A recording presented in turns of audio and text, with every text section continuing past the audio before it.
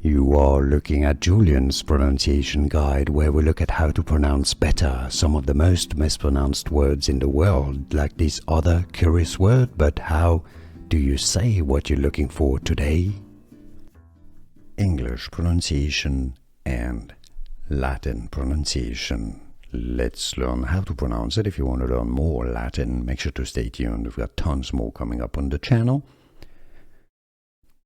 Abbreviated as PS, which stands, the meaning is post-scriptum.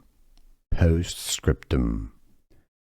Post-scriptum, meaning after the main writing, okay, after the main message. So it goes after.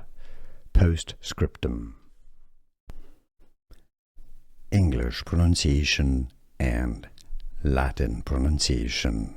Let's learn how to pronounce it. If you want to learn more Latin, make sure to stay tuned. We've got tons more coming up on the channel. Abbreviated as PS, which stands, the meaning is post-scriptum.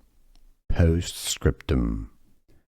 Post-scriptum, meaning after the main writing, okay, after the main message. So it goes after.